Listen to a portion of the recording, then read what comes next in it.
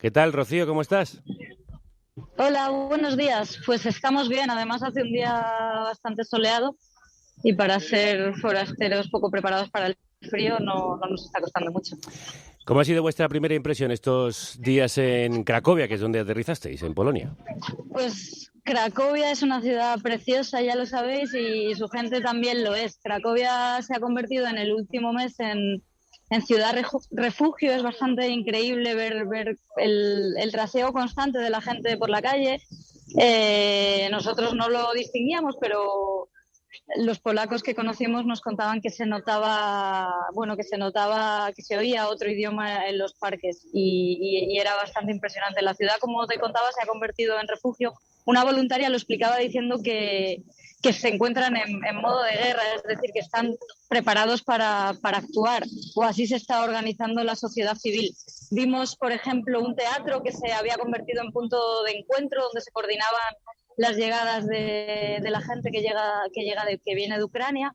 Vimos también un edificio que estaban remodelando, estaban reconstruyendo por dentro para convertirlo en lugar de acogida, con cosas que hacen falta cuando uno llega y no tiene nada, como una cocina, camas y todo eso. Había también un estadio, el Taurun Arena, que estaba rodeado de una cola enorme de gente esperando para conseguir el número oficial, como una especie de código de la seguridad social, para poder acceder a los servicios básicos, para poder encontrar empleo, para poder afrontar esta segunda fase de la acogida que viene ahora. Un centro comercial también, por ejemplo, encontramos abandonado, que había sido abandonado y ahora era cedido a ONGs para convertirlo en tienda gratis, donde la gente encontraba ropa de otro tiempo. Me refiero, llegaron hace un mes y hacía bastante frío y como te digo, aquí está llegando la primavera y la gente vino con lo puesto, no tenía una maleta en guerra, no estaba preparada para esto. Esta es la cara positiva de lo que encontramos y la cara bonita.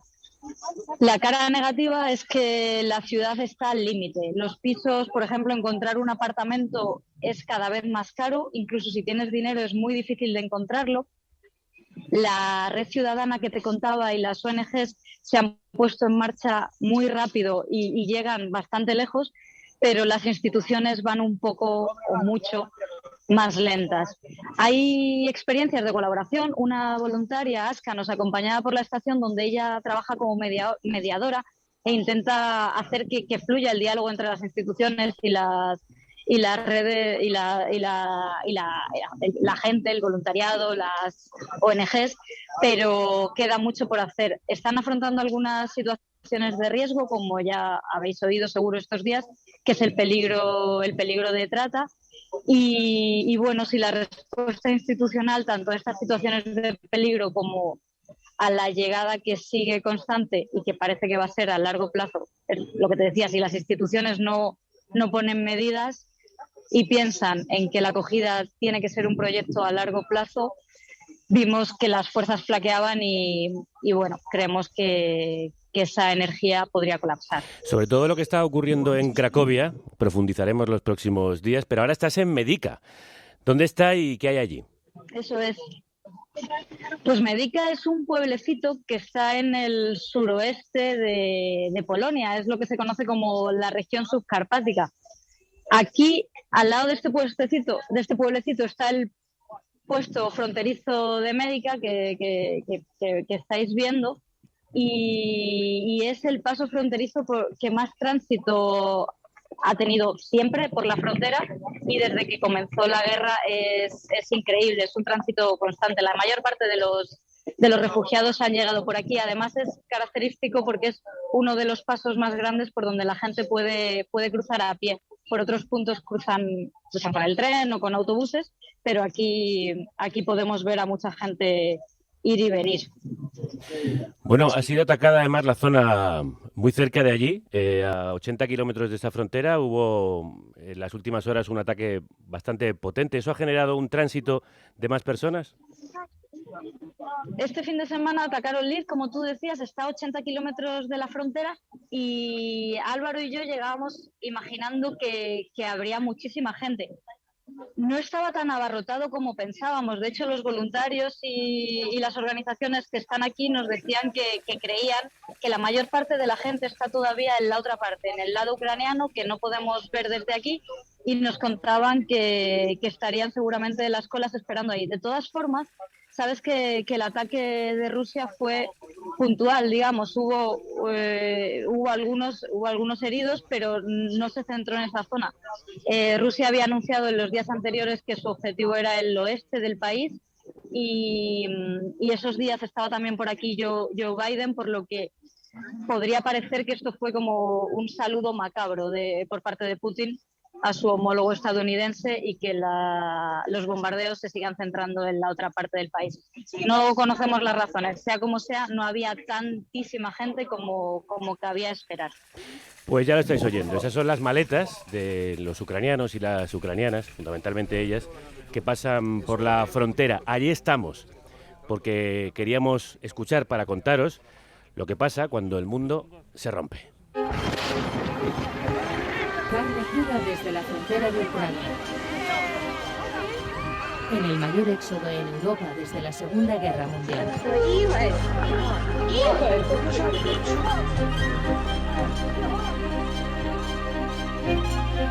Hola a todos, soy Olga, soy ucraniana, tengo 52 años, vivo en España ya hace 22 años. He nacido en Ucrania, en parte de oeste, en un pueblo pequeño que se llama Chornohuze, cerca de una ciudad pequeña, se llama Vizhnitsa. Es muy precioso mi país. Hace tiempo que ya no voy a ver mi familia por situación económica y lo que siempre echo de menos en mi país es, claro, comida ucraniana que hacía mi madre en horno de leña. También aquí tenemos posibilidad de preparar comida que nos guste porque hay muchas fruterías donde tenemos de todo y también tiendas ucranianas, pero no es lo mismo como hace tu madre, que ya tiene 84 años. Lo que no me gustaba en Ucrania es la corrupción, de verdad, porque unas personas se pusieron ricos y otros muy, muy pobres. Pero como me decía mi padre, que mejor tener poco y dormir bien, porque en un día tú puedes perder todo y todos ricos se pueden en un momento dejarse pobres, como ahora está pasando en mi país, que han destrozado, y eso es que te duele muchísimo y piensas, ¿por qué es esto? Cuando Olga piensa en Ucrania, echa de menos charlar con sus amistades. De cuando era joven, recuerda cómo cantaban villancicos y se juntaban los fines de semana. Dice que en su pueblo hay mucha fruta y que echa mucho de menos el olor de las manzanas o el sabor de la grosella negra. Hoy viajamos hasta Ucrania, a través de los recuerdos y las experiencias de ucranianos y ucranianas. Queremos conocer mejor el país, porque solo sabiendo lo que tenemos, entendemos lo que perdemos. Welcome to Carne Cruda, the album. Join us for danger, excitement, innovations. Un mes después de que comenzara la guerra, parte del equipo de Carne Cruda está hoy en la frontera. Hemos hecho un esfuerzo enorme para llegar hasta allí, gracias a los productores y productoras que mantenéis este barco a la deriva a flote. Lo hacemos para seguir pendientes de quienes sufren la guerra, de quienes huyen y de quienes acogen. Álvaro Vega acompaña a Rocío Gómez, a la que escuchabais, desde el paso fronterizo de Médica. Rocío, ¿qué estáis viendo? Pues lo primero que sorprende al llegar es la cantidad de tiendas de ayuda humanitaria que hay a ambos lados. Hay un pasillo por donde entran y salen entran los refugiados y sale la gente con ayuda humanitaria, y a ambos lados hay tiendas que una voluntaria nos describió como el Woodstock de la ayuda humanitaria, como si fuese un festival de la ayuda humanitaria, sin querer desmerecer para nada los esfuerzos ni frivolizar. Lo cierto es que sorprende encontrar pizza, comida de distintos lugares del mundo, piruletas o marcas de teléfono, por ejemplo, ofreciendo tarjetas SIM, algo realmente útil para contarle a tu familia que estás a salvo. I'm 16 years old. You're 16? Yeah. Tiene 16 años, la piel clara y viaja solo. A lot of volunteers, they're so nice and kind. I feel darme todas esas a cosas. little bit stressed when they try to give Solo he cogido un those plátano, things. una botella de agua got a y una tarjeta banana, SIM. bottle of water, and a SIM. Vlad, al que escuchábamos, tiene 16 años, ¿verdad? Sí, tiene la piel muy clara y los ojos muy claros también. Viaja solo. ¿De dónde viene? Viene de Mykolaiv, la ciudad al sur de Ucrania, a la que llaman el escudo de Odessa. Así recordaba cuando empezó todo. When I was ill, Todo empezó my cuando estaba body enfermo. temperature was La temperatura de mi cuerpo estaba about 41 a 41 grados. Celsius. So I was, Estuve first 4 congelado days I por was días. just, laying in bed, not Así que durante understanding días what's, estaba en cama happening sin entender around qué me. estaba My pasando mom a left, mi alrededor. left me with my Mi grandmother. madre me dejó con mi abuela. Después empezaron a bombardear mi ciudad. Then my No city, tenía then miedo they started o nada bombing parecido. my city. Mataron, si no me equivoco, I wasn't a scared, like, 9 or personas anything at all. They've de medio killed, millón que vivían allí. if I'm right, 9 people in there from No temía half por of mi the vida. village, Solo era difícil dormir. from ¿Y half cómo a llegó million hasta people lived América? there. I wasn't scared. I've gone to Odessa by train. Fui a Odessa en Then, tren. from Desde there, allí I tried intenté to ir a go to, Rumanía, pero no me dejaron Romania, entrar but, porque they no tengo 18 años todavía. didn't let me in, because Querían I'm not dejarme en un 18 yet, espacio and con there otros they niños wanted hasta que mis to padres me sacaran de allí. leave me in, like, Desde some allí kind of, volví a Ucrania. child room with other Ukrainian kids until my parents took me from there. So from there I went back to Ukraine. Desde and from Odessa Odessa cogí un took tren a hasta Lviv y desde allí cogí un bus evacuation train hasta to aquí. Lvov, and from Lvov I- Es impresionante lo que cuenta solo con 16 años, Rocío. Está viajando solo dentro de un país en guerra de un sitio para otro. ¿Dónde lo encontraste? Nos lo encontramos precisamente en el paso fronterizo de Medica, en ese pasillo que te contaba al final. La ayuda humanitaria se organiza para distribuirlos por autobuses y trenes, todo registrado y que se sepa de dónde vienen y a dónde van. Hacía cola cuando nos encontramos con él y estaba esperando un autobús. Su abuela había decidido quedarse en su país y su madre estaba en Francia, según nos contaba. Él no quería ir a Francia, quería reunirse con un amigo en Alemania y llegar juntos a Estados Unidos. Pero no sabemos si le dejarán seguir solo. Desde el inicio de la guerra, como te decía, los protocolos de seguridad se han incrementado para evitar el tráfico de mujeres y niños. Vlad viaja con su guitarra y espero que tenga suerte. Nosotras también lo esperamos. ¿Hubo algo más que os haya llamado la atención en estas primeras horas?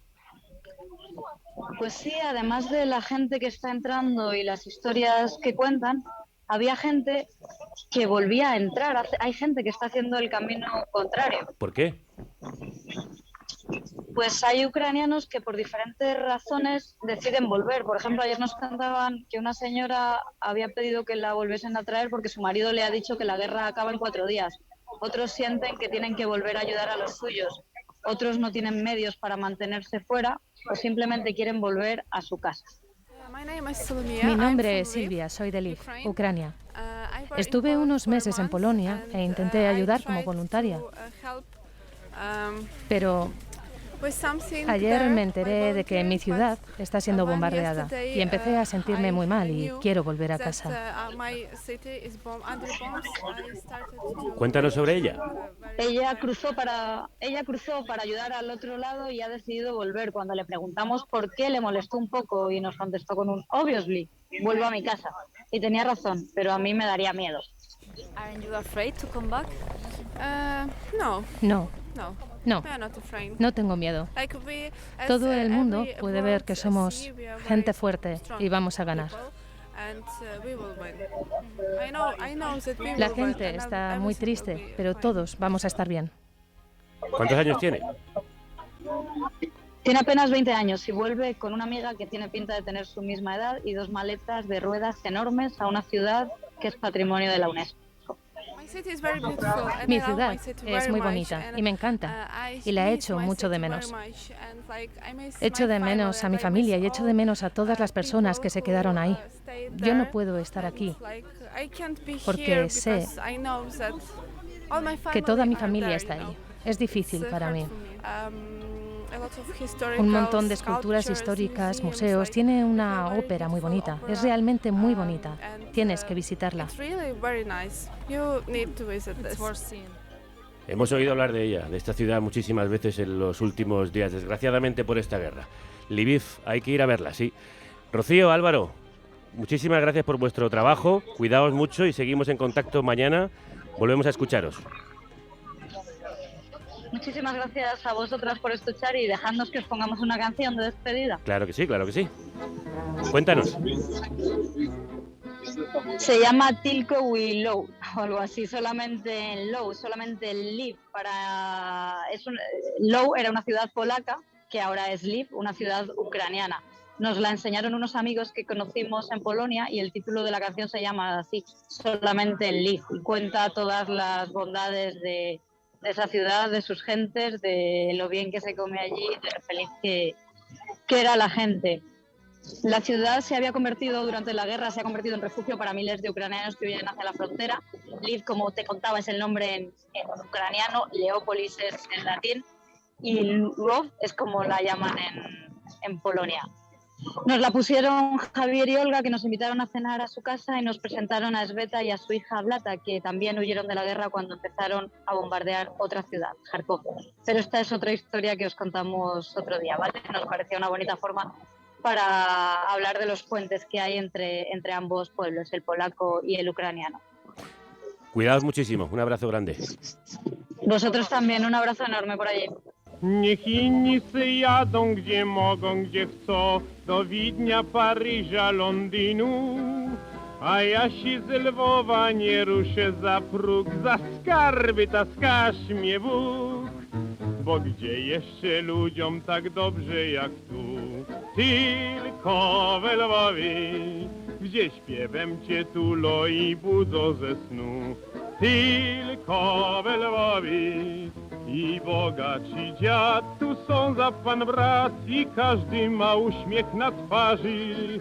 A panny to ma słodziutkie ten gród, jak sok, czekolada i miód. I gdybym się kiedyś urodzić miał znów, tylko we Lwowie, bo szkoda gadania, bo co chcesz to mów, nie ma jak Lwów. Możliwe, że dużo ładniejszych jest miast, lecz Lwów to jest jeden na świecie. I z niego wyjechać tak gdzieś ja bym mógł, ta mamciu, ta skaż mnie Bóg. Bo gdzie jeszcze ludziom tak dobrze jak tu, tylko we Lwowie, gdzie śpiewem cię tulo i budzą ze snu, tylko we Lwowie. I bogaci dziad tu są za pan brat i każdy ma uśmiech na twarzy. A panny to ma słodziutkie ten gród, jak sok, czekolada i miód. I gdybym się Ahora vamos a cruzar esa peligrosa frontera sin movernos de aquí.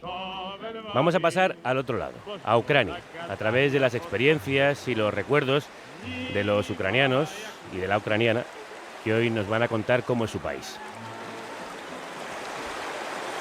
Este es el sonido del agua que transporta a Anastasia Zavillaka hasta allí. Es el sonido del río y el lago que hay en la ciudad en la que nació, Svelodvodsk, en el centro de Ucrania. Ella es fotógrafa, estudia historia del arte y forma parte de la asociación Ukraine Lives o Ukraine Lives. Ayuda a Ucrania. Anastasia, Dobro Ranku. Dobro ranku. Buenos días. Buenos días. ¿Qué tal, cómo estás? Muy bien, gracias. Bueno, un poco preocupada y un poco cansada de los eventos recientes, pero muy bien. ¿Cómo los vives desde aquí?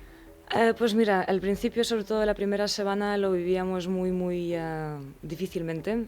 Literalmente con mis amigas nos tornábamos para ir a dormir y para seguir las noticias en 24 horas en directo en Ucrania.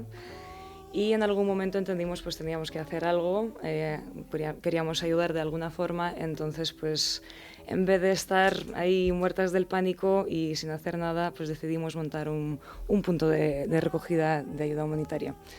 Así que pues bueno, ahí estamos ahora más unidas y por lo menos sentimos que hacemos algo, además nos llegan muchos mensajes de la gente que recibe esa ayuda y que sabemos que en verdad algo llega. Entonces, ¿cómo se puede colaborar con Ukraine? Pues nosotros estamos en el Paseo del Prado 14 y pues ahí en un horario de 12 a 7 se puede hacer donaciones pues de cosas como medicamentos, comida, todo lo que no es en cristal, digamos, comida enlatada, macarrones, lentejas. Luego también nos interesa sobre todo los medicamentos y todo lo que es como cosas para bebés, ¿no? O sea, pañales, servilletas húmedas, papillas y pues bueno, cosas así. ¿Y cómo lo hacéis llegar hasta allí? Pues nosotros colaboramos también con una ONG en Ucrania que se llama Network of Caring y con su ayuda nos aseguramos, o sea, aquí buscamos las logísticas y mandamos de recursos varios, porque vamos encontrando pues todo tipo de colaboraciones de gente que no es indiferente a esta causa. Y pues de esta forma lo llevamos directamente a Ucrania, o sea, no dejamos la ayuda humanitaria en Polonia, como hacen muchos, sino la llevamos a Ucrania y ahí redistribuimos ya dependiendo a quién le haga falta qué. Entonces... Alucinante también cómo os habéis organizado rápidamente. Se está organizando mucha gente en muchas partes para ayudar. Sí, la verdad es que es alucinante. Tanto en Ucrania hay una gran labor de voluntariado que se ha organizado ahora mismo, y también aquí en España, por ejemplo, pues es alucinante toda la gente que quiere ayudar. Esto lo hemos organizado así como en un momento, digamos, que nadie ni siquiera lo pensaba mucho, ni estaba claro quién es el organizador concreto de qué. Pero bueno, ahí estamos y la verdad es que vamos para adelante y cada vez mejor para allá. Para adelante. Oye, te iba a decir, que bien hablas castellano. ¿Desde cuánto tiempo estás aquí? ¿Cómo es que lo hablas tan bien? Sí, yo es que llevo ya 16 años aquí. Llegué de adolescente, fui al instituto y pues bueno, ahí es donde aprendí realmente.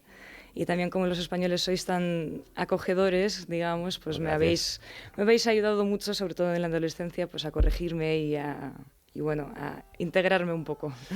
Bueno, el sonido del agua que escuchábamos hace unos segundos te recuerda a tu país, a Ucrania. ¿Por qué?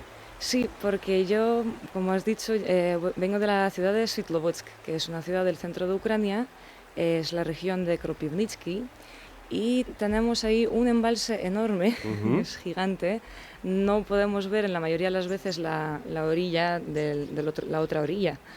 Y tenemos islas y olas también, que no es muy común para ríos, ¿no? Sobre todo aquí en España. Pues sí, en ríos con olas no conocemos. Sí, pues ese río es bastante peligroso y bueno, la gente sale también a navegar ahí y pues bueno, me recuerda mucho a los veranos del río, porque claro, como vivo aquí desde hace 16 años, pues suelo ir los veranos a ver un poco a la familia restante, no a la familia que queda allá.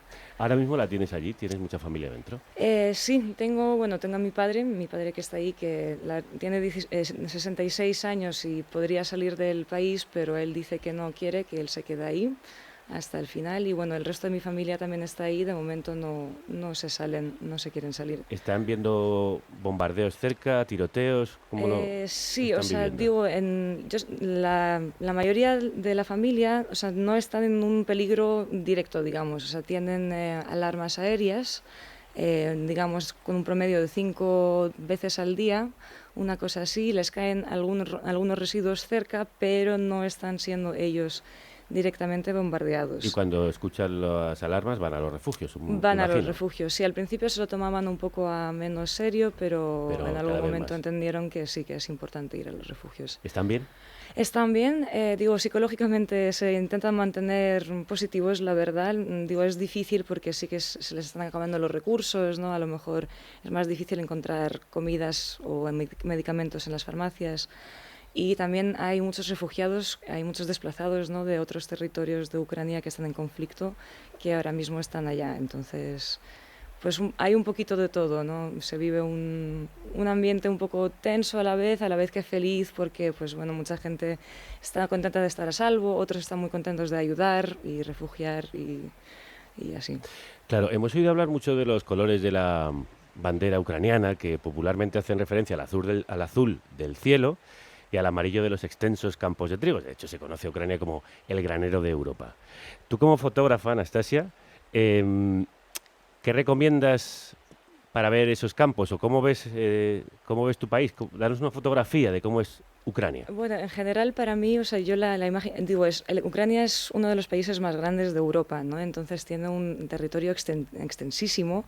Aparte, pues bueno, es un territorio que cuenta con bastante agua. Entonces todo se pone bastante verde y sobre todo en abril, digamos, a agosto, todo es vida. Hay un montón de pájaros, un montón de insectos. Estamos a punto de ese florecimiento de la primavera. Sí, justamente. Entonces ahí están pues ya empezando con ello.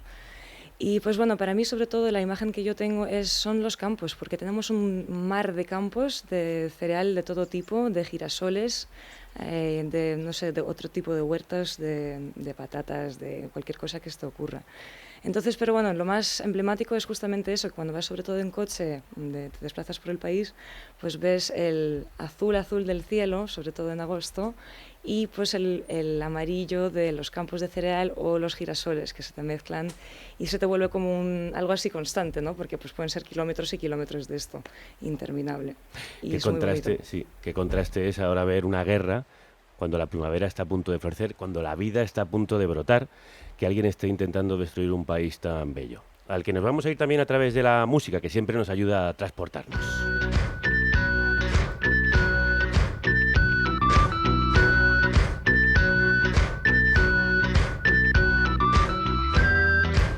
Víctor Savkiv es politólogo, vino a España por primera vez con 17 años y esta canción que suena, The Best Of, del grupo ucraniano Okea, le ha acompañado en muchos momentos.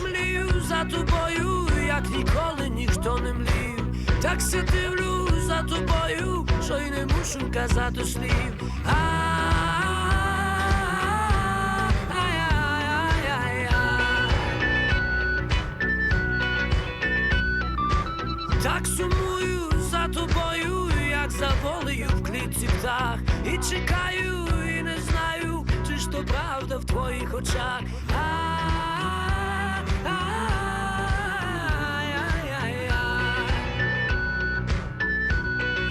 Я так хочу до тебе, як до матері немовля. Я так хочу до тебе, до неба ота земля.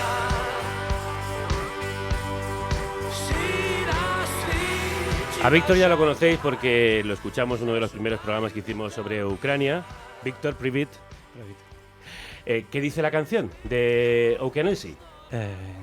No voy a rendirme en una batalla. ¿Ah? Supongo que será muy emocionante escucharla en este momento, claro. Desde luego.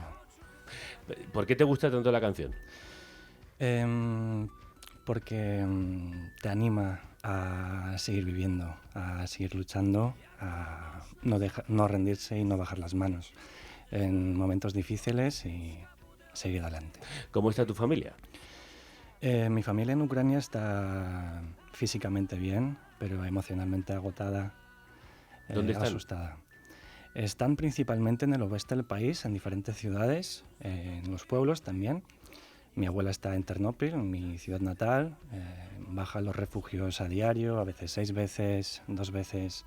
Esta semana ha sido bastante intensa. Imagínate las personas mayores, qué difícil para ellas. Sí, la verdad es que lo está llevando bastante bien, incluso mejor que nosotros aquí, que parece que estamos muy aterrorizados y cuando hablas con ellos tienen una serenidad en la voz, un ánimo optimista porque están al final acompañados en los refugios, hablan entre ellos, los vecinos tratan de ayudar con lo que puedan y eso anima mucho, no están aislados en sus casas.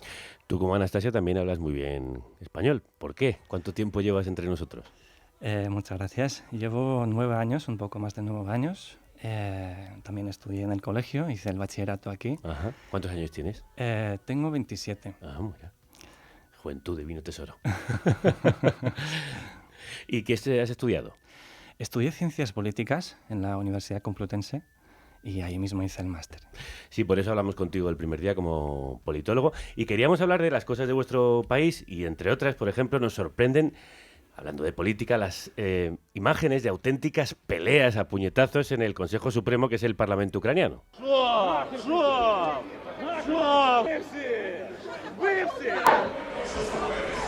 ¿Esto es normal, Víctor? Yo diría que es más bien una excepción, que bueno. pasa de vez en cuando. De vez en cuando se calientan. Son actos deplorables, evidentemente, que no deben pasar ni en la vida normal, menos en una institución política que siguen a diario toda la ciudadanía.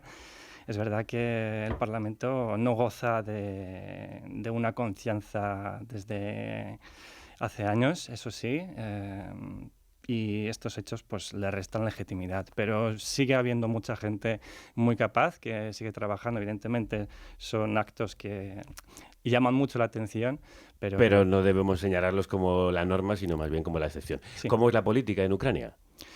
Pues es muy volátil, cambia de un año a otro, desde luego.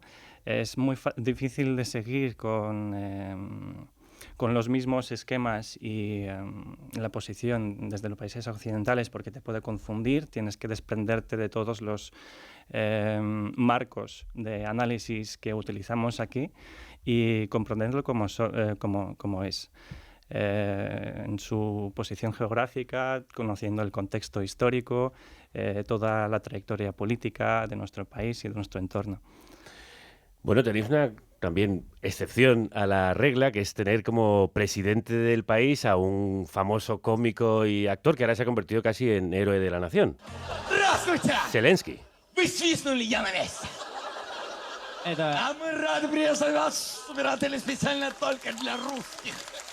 Gracias a esta guerra hemos conocido algunos de sus sketches y es, bueno, pues un tipo muy hábil en la interpretación, que creo que además ahora le está ayudando a la hora de dirigir el país y levantar la moral. ¿Zelensky qué era? ¿Como una especie de Buenafuente de Ucrania? Para entendernos. No sé quién es Buenafuente. Bueno, pues explícanos quién era Zelensky. Era un famoso cómico, ¿no? Sí, es un cómico que ha construido su trayectoria desde la época universitaria, que estudió en la Facultad de Derecho. Y claro, entre las universidades siempre teníamos competiciones de bromas, de comedia, que era muy popular, que es KVN, en todo el espacio postsoviético. Son como clubes, ¿no? Que forman la gente universitaria. Ajá. Y pues ahí ya... O sea, el humor es algo habitual, digamos, en la cultura, forma parte de la idiosincrasia ucraniana. Sí. Desde luego. ¿Y de ahí viene Zelensky? De ahí viene Zelensky porque hacíamos competiciones a nivel nacional, incluso entre las universidades y los equipos, y era un... ¿Competiciones de humor? Sí. Y creó varios programas de humor en Ucrania y era una persona muy popular, sobre todo en la población rusoparlante, entre la gente que habla ucraniano también, pero era una persona que suscitaba mucha admiración. Curioso, además, alguien que efectivamente viene de familia rusoparlante, que tiene unos lazos con Rusia evidentes y que al final acaba teniendo que enfrentar la invasión de Rusia. Como presidente, ¿y cómo llega un cómico a presidente del país? Como politólogo, explícanos esto. Pues por varias razones, sobre todo por el desencanto con Poroshenko en su última etapa, porque en los primeros 2 años pues necesitábamos una persona que pudiese llevar el país en un momento crítico, pero en los últimos 2 años, pues con el caso de Pandora Papers, etcétera, generaba mucho desencanto. Salió que tenía algunas sociedades en paraísos fiscales. Sí, y además las instituciones políticas en Ucrania pues no gozaban de mucha confianza. Sobre todo desde la sociedad civil se denunciaban ciertas cosas desde hace años y no se veían los cambios que se esperaban ver del nuevo gobierno salido de las protestas de Maidán, y buscaban un candidato que fuese honesto, que no tuviese tanta experiencia política, sino que no mintiese a las personas, que no les importaba que no haya estado formado para el puesto, sino que no les mintiese. Y era uno de los valores que, por ejemplo, las encuestas pedían al potencial candidato a la presidencia. Ganó con abrumadora mayoría. No sé si ha conseguido limpiar toda la corrupción que dijo que iba a eliminar. Anastasia dice que... Ahí va. Pero sí que es cierto que es uno de los presidentes que hemos tenido más desvinculado de lo que es Rusia y de lo que es la KGB, ¿no? Y todo como un poco mentalidad antigua, digamos, soviética, así, de llevar un país. Entonces sí que parece ser que es un poco más neutral en ese sentido y no tiene como amistades de estas o alguien a quien le tiene que cumplir y, pues, no sé, pagar algo o hacer cosas así un poco más turbias. Dejadme que salude a otro compatriota vuestro que está esperando desde hace un rato y le estoy viendo y además se me está dando ya un poco de angustia que no le hayamos saludado. Nos vamos a ir hasta los Cárpatos.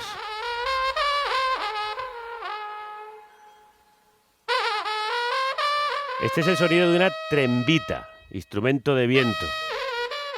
Saludamos a Igor Prokopiuk, pianista de un hermoso pueblo. Esto no lo voy a decir bien, que lo diga él. Igor, Privit. Borodka, mi pueblo se llama. Borodka. Buenos días. Buenos días, ¿cómo estás? Bueno, todo lo bien que se pueda estar en estos momentos. Cuéntanos qué es la trembita. Bueno, es un instrumento tradicional de los Cárpatos, donde yo nací, y que se utiliza, bueno, que tiene una aplicación práctica, porque como en los Cárpatos, como podéis imaginar, en la montaña hay distancias muy grandes entre los vecinos, entre los pueblos y tal, pues se utilizaba para comunicar cosas. O sea, que había como un lenguaje que diferentes sonidos significaban diferentes llamadas, por así decirlo. Algunos eran que alguien había muerto, otros para ir para llevar el ganado a los ganaderos. Entonces, esto, bueno, como toda música, nació con un propósito práctico. Pero luego se convirtió, es verdad, en un símbolo así de mi región, que es Gutzulia. Y me complace mucho escuchar esto ahora, así como entrada, porque la verdad es que me identifico con este sonido. Bueno, era la mejor manera de saludar a un músico, al que vamos a escuchar también, interpretando al compositor ucraniano Vasily Barvinsky. A ver, cuéntanos, Igor, ¿de qué forma, a través de la música, podemos entender mejor tu país? Bueno, este tema es muy... a ver, ¿cómo lo digo? Para mí es muy importante y este tema es muy doloroso por otra parte, porque la música ucraniana lamentablemente no se conoce nada en el occidente y esto podemos dar las gracias a la Unión Soviética, bueno, y a todas las ocupaciones que hemos sufrido a lo largo de centenas de años. Y esto es, o sea, que nunca mejor hablar no hay momento mejor para hablar de estas cosas, ya que es otro intento de ocupación el que se está produciendo ahora. Pero eso no significa, como con la literatura, con otras artes, pero con música yo creo que en particular, que no exista. Y precisamente este disco que os habéis preparado bien, ¿no? Este disco que citáis, pues fue un poco fue grabado en son de ese propósito de traer algo de música culta ucraniana al oyente de aquí, ya que no me voy a equivocar si pregunto si conocéis, por ejemplo, algún autor ucraniano de música clásica, no lo vais a saber. No lo vamos a saber, no. Y este es un hecho muy triste, ya que tenemos, sobre todo desde el romanticismo, o sea, que desde el siglo XIX y ya en el siglo XX, toda una pleyada de compositores que están o sea, que se pueden poner a nivel mundial en cuanto a la calidad del producto, por así decirlo, sí. y que se desconocen por completo por las circunstancias que le convenía a Kremlin desde siempre. Entonces, lo de la música ucraniana por un lado, es un orgullo para nosotros y es una pena que no se conozca. Dejemos unos segundos para escuchar precisamente la música de este compositor ucraniano, de Vasily Barvinsky.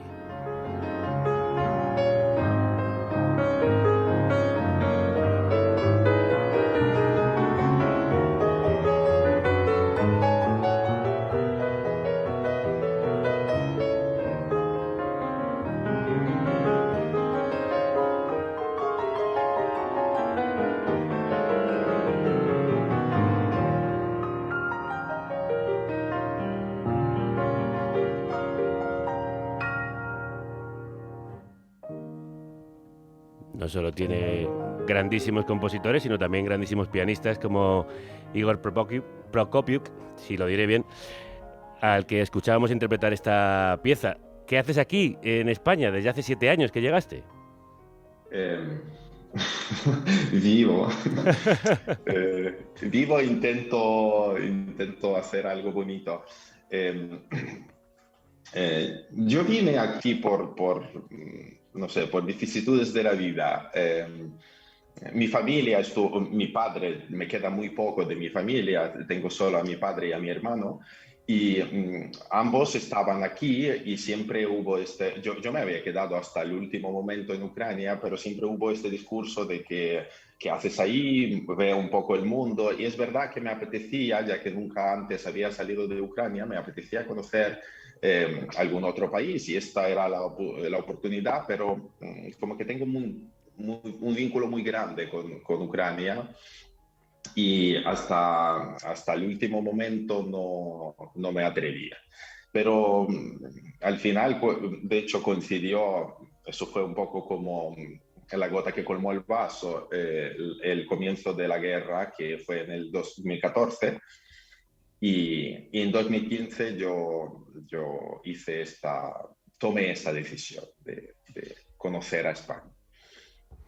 Bueno, pues aquí eres muy bien recibido con música tan hermosa como esta que nos has traído y nos trae hoy al programa. Hemos empezado con recuerdos de cosas que os retrotraen a Ucrania, que os recuerdan a vuestro país.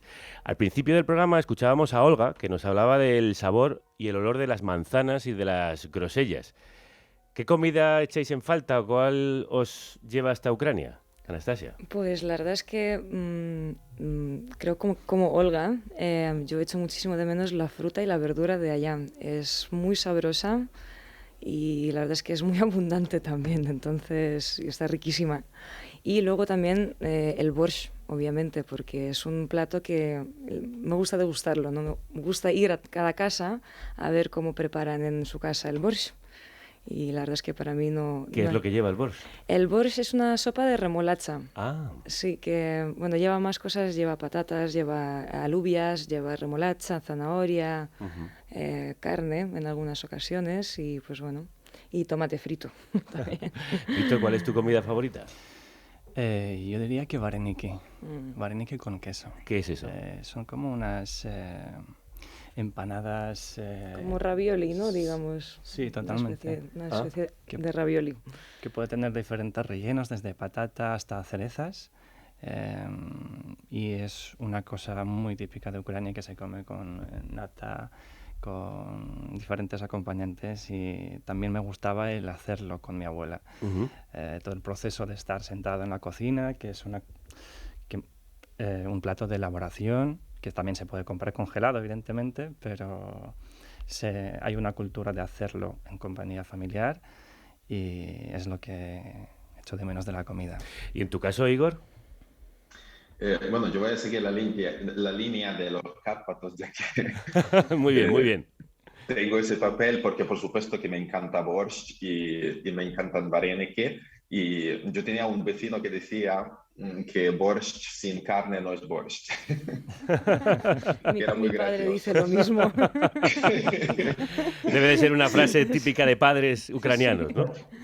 Sí, es como que tiene que haber carne.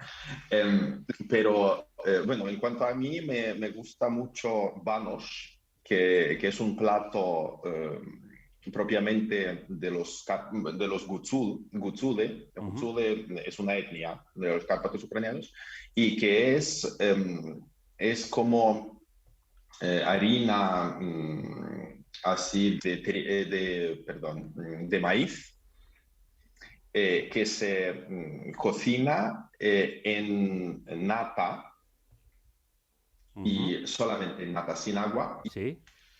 Y bueno, si tenéis la posibilidad de probar esto auténtico en los Cárpatos en algún momento, lo recomiendo mucho porque... Sí, estamos salivando aquí todas. Describidme vuestro país en una frase. ¿Qué diríais de él, Anastasia? En una frase. Bueno, el primer sentimiento que te viene. El primer sentimiento que me viene es la gente. No lo sé, yo siempre que voy para allá me maravilla un poco la energía que tiene la gente y la forma en la que tienen de abordar problemas, porque la verdad es que pues bueno, muchos de ellos sí que tienen bastantes dificultades y mucha gente vive en el campo y trabajan muy duro, pero tienen una alegría y una forma de celebrar la vida de vez en cuando que da mucho gusto. Es muy bonito, la verdad. Y luego pues esta unión que de repente cada quien está haciendo sus cosas y en su mente, pero cuando hay que unirnos nos unimos, pero vamos. Ya lo estamos viendo, ¿sí? Víctor, ¿y en tu caso? En mi caso, pues lo extenso y lo verde que es. Los ríos, los campos, los bosques es lo que más nostalgia me provoca. Bueno, aparte de la gente, claro, y la hospitalidad, desde luego.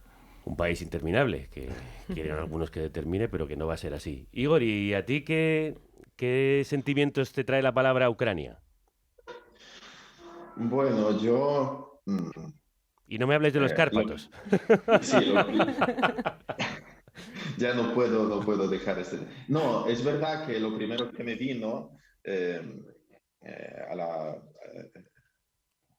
en mi generación fue una sensación de espacio. Bueno, y luego me di cuenta ya solamente después que es que como he nacido en las montañas, pues esta sensación de estar...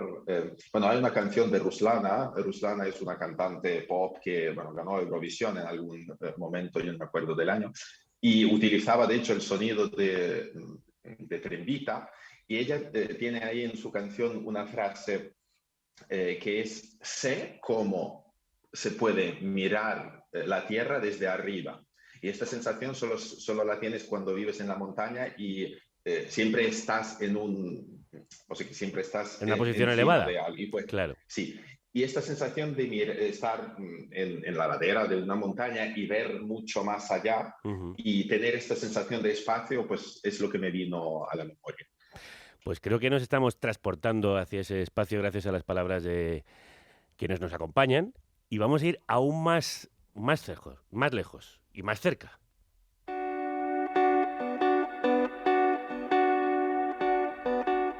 Nos vamos a ir a Kiev, a la capital de Ucrania. Nos hemos puesto en contacto con Alona Kivets, que es guía de turismo, que aún permanece en un pueblo cercano a la ciudad. Elena, crudos días. Crudos días. Alona tiene 25 años y me atiende con cara de cansancio, pendiente del móvil, para saber cómo está su familia, que se encuentra en otra zona del país. Ha estudiado historia en la universidad durante 6 años y además de ucraniano, habla ruso, inglés y español. Yo soy guía de turismo. La verdad ya no sé cómo decir ahora correcto, porque ahora yo no trabajo y ya no sé cuándo todo eso volverá a la normalidad y voy a poder seguir trabajando como antes y si la vida será como antes o no. Sus tours comenzaban en la Plaza de la Independencia. Es una de las más grandes que hay en Ucrania. En el centro de la plaza está la columna, el símbolo de la independencia. Antes ahí estaba el monumento de Lenin. Ahí mostraba a los turistas una imagen. Y yo mostraba fotos de 2014 cuando en Ucrania organizamos la revolución Euromaidan contra política de nuestro expresidente, contra Yanukovych. En el centro de la capital hacía una breve explicación histórica. El idioma oficial era solo ucraniano, pero mucha gente, claro, que tiene esa tradición de la Unión Soviética, sigue hablando ruso. Por eso la ciudad estaba en una colina y para evitar ataques se amuralló. Ucrania estaba en el centro de las rutas económicas, por eso mucha gente quería conquistar esa tierra. Hablamos sobre siglo V, VI, VII.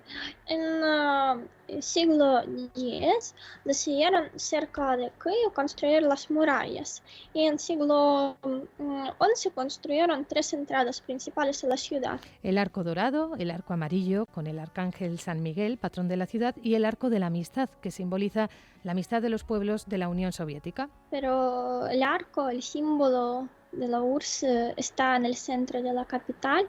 Es un poco extraño, pero nuestros pintores decidieron mostrar que ya no tenemos esa amistad, por eso en el centro del arco está la grilleta, la línea negra, que simboliza que las relaciones ya no están tan buenas, están rotas. En su ruta solía detenerse en el monasterio de San Miguel y en el Ministerio de Asuntos Exteriores. Porque es grande edificio con color gris, la arquitectura es típica, la arquitectura stalinista, porque es grande, gris, con columnas, no tiene muchas decoraciones. Y cerca del ministerio está funicular y abajo el Museo de Chernóbil, donde explican lo que pasó en 1986 cuando explotó la planta nuclear. En su ruta también recomendaba dónde y qué comer. Borscht es la sopa roja con remolacha, con verduras, con carne, con especies. Es muy rico, especialmente en invierno, porque en invierno la temperatura 10, 15, a veces 20, 25 bajo cero. También hay chicken Kiev. Chicken Kiev es la pechuga de pollo que está rellena con mantequilla. Y hay una bebida que se llama kvass. La cerveza dulce con miel y pan es como sidra, algo así. La gente en Ucrania, me cuenta, es abierta. De hecho, sus turistas le contaban cómo les intentaban ayudar con señas para indicarles una dirección si no conocían el idioma. Si queréis saber más sobre el país, el Instagram de Alona es Alona-Kibets con K, y ahí podréis seguir todo lo que ella está viviendo ahora mismo, allí, cerquita de Kiev. Elena, muchísimas gracias. A vosotras. Un recorrido que esperemos Alona recupere cuanto antes. Desde aquí le mandamos un abrazo muy fuerte a ella y a su familia, que permanecen en el país.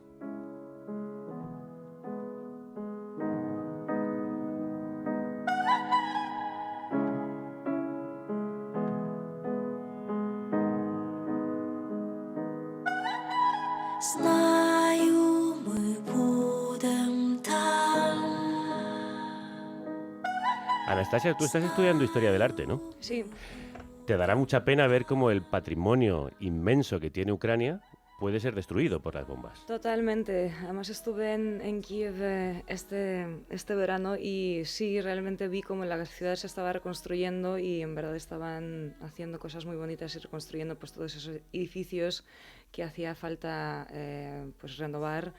Y pues la verdad es que sí, es una pena. Y ahora sobre todo con las noticias de que están atacando Lviv, que hay muchos edificios con patrimonio de la UNESCO, entonces pues es una gran pena porque hay, no sé, a lo mejor iglesias del siglo II, III, o sea, las primeras como iglesias así greco-católicas, entonces pues bueno, es una pena.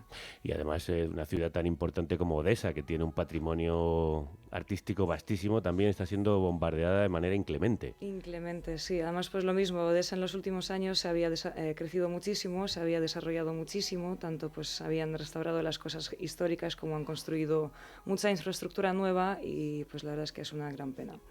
En Ucrania creo que no es habitual saludarse con besos ni con abrazos, ¿no, Víctor? No, normalmente se saluda con la mano o dando un abrazo, si es un saludo entre amigos. ¿Y qué otras costumbres son diferentes, por ejemplo, de las españolas? Pues no sabría decirlo. Igual el espacio social que se tiene que respetar, el contacto físico en Más España distancia. es mucho más intenso, sí. Y somos muy tocones, sí. Sí, la verdad es que sí. Es una cosa a la que te tienes que acostumbrar en el principio. Cuando llegas al país es lo que más te sorprende, ¿no? Lo cerca que se ponen las personas de ti, lo mucho que te tocan, lo que... pero es algo positivo de vuestra sociedad. Y luego a la hora de demostrar los sentimientos, ¿los ucranianos sois bastante abiertos o también hay una cierta... Somos quizás algo más fríos, pero depende cómo lo mires. Pero vamos, que también igual se muestra afecto bastante sin problema en la calle y tal. Sobre todo las generaciones jóvenes quizás, porque sí que es cierto de las generaciones que, bueno, de nuestros padres, los que se habían criado en la URSS, quizás son un poco más reservados. En ese sentido, pero sí que yo estoy viendo las generaciones más jóvenes siendo totalmente libres y abiertos con eso. Igor, ¿y cómo es la vida cultural? Es muy activa, hay mucho movimiento, es un país muy joven, o sea que tiene que haber muchos creadores haciendo cosas todo el tiempo.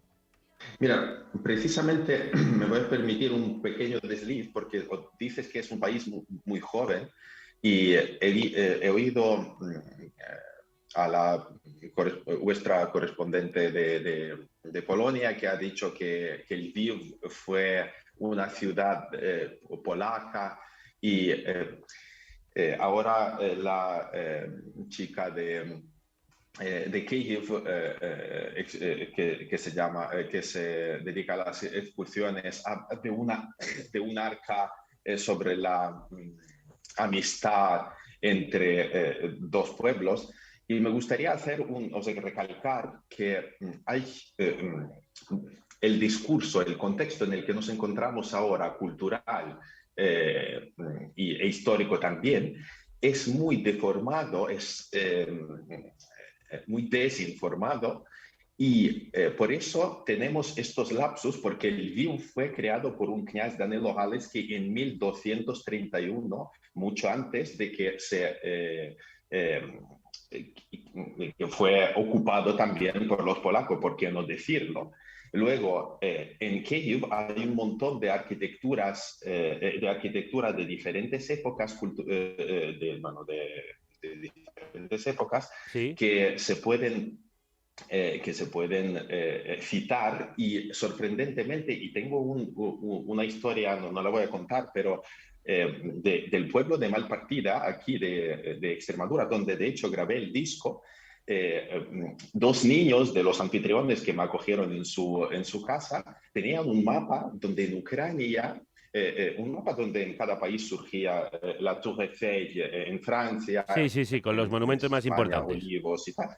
Sí, y en Ucrania aparece este arco del que no conocía nada yo, ¿no? Solamente en Kyiv y en todo el territorio de Ucrania, sin contar Lviv, que es una ciudad de patrimonio, y muchas más ciudades, solamente en Kyiv está este arco y no hay nada más. Es lo único que representa el país. Es un mapa que tiene un niño de Malpartida de Cáceres. Podéis imaginar el nivel de la profundidad más que nada de la desinformación que se financia por el Kremlin. Es tremendo. Y ahora escucho no me acuerdo cómo se llama, Elena, ¿sí? A Elena mencionar el mismo arco. Hay que tener mucho cuidado con esto, sobre todo ahora, e intentar enderezar la cosa. Habláis dos idiomas, se habla ruso, se habla ucraniano. ¿Esto divide mucho a la gente? ¿Ha sido un tema de disputa hasta ahora? Pues no mucho, la verdad. O sea, sí que hay gente que, bueno, es un poco que se cabrea, sobre todo cuando pues ven desde 2014. Yo, por ejemplo, hablaba más ruso y desde los eventos de 2014 me tomé por regla de que iba a hablarle a la gente en ucraniano. Obviamente, si alguien con quien hablo no sabe ucraniano, pues le hablaré en ruso, pero pues hay un poco la idea de hacer un poco un punto en el orgullo de nuestro también propio idioma. Yo soy de la zona del centro, entonces ahí somos un poco mezclados con, no sé, un poquito de todo del país, ¿no? Digamos así. Y además ahí pues, se está formando un nuevo dialecto que es un poco una mezcla entre ruso y ucraniano, que antes estaba muy mal visto, pero pues ahora ya lo estamos empezando a aceptar porque pues existe, y existe bastante vastamente, y pues bueno, hay que darle su crédito. Ahí se han escrito ya canciones en ello, poemas también desde hace siglos, entonces pues ¿por qué no? Ahí está eso. Y luego, pues bueno, yo lo que he observado mucho también, que es una costumbre que se ha quedado de la Unión Soviética quizás, y es que, por ejemplo, mucha gente habla en familia en ucraniano, pero cuando salen a la calle o a comprar algo a la tienda o a hablar con sus amigos, pues de repente hablan ruso, porque en algún momento era más prestigio, se veía de más prestigio hablar el ruso sobre el ucraniano. No sé de dónde salió esa idea, a lo mejor fue una parte como la propaganda rusa, ¿no? Para un poco lavar el cerebro de la gente. Entonces, como que nunca pudieron acabar con el ucraniano en los pueblos, pero ahora hace años he vuelto a los pueblos de Ucrania y en los pueblos de repente se ha puesto de moda hablar ruso también. Entonces, no lo sé, es un poco confuso, pero vamos, en principio nadie te va a limitar o decir, ay, no hables ruso, o ay, tú hablas ucraniano, o lo que sea, nos vamos a entender y ya está. ¿Y cómo puede cambiar la guerra del país? ¿Y cómo creéis, Víctor, que podéis salir de la situación en la que está Ucrania? Bueno, depende mucho de cómo quede esta guerra al final. Pero lo que estamos percibiendo ahora es mayor unidad, desde luego.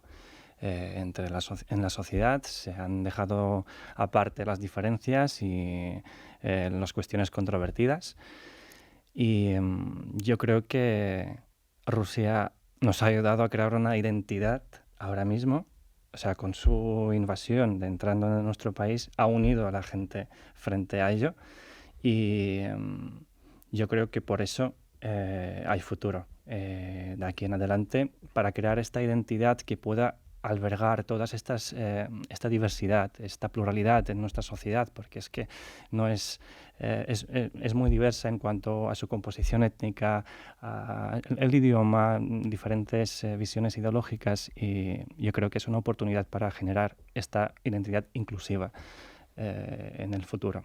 Será un recorrido muy largo, desde luego no será fácil, pero hay que intentarlo. Pues me parece que no se puede añadir algo más hermoso a esto que ha dicho Víctor para terminar la charla que hemos tenido hoy, intentando conocer Ucrania con Víctor, Anastasia e Igor. Quiero agradeceros muchísimo que hayáis estado aquí. Os deseo mucha suerte a toda la familia, que estén lo mejor posible y que esto acabe cuanto antes. Dziękuję. Un abrazo muy fuerte. Como decís por allí, ¿no? Adiós se dice Puvaj. Buvai. Puvaj.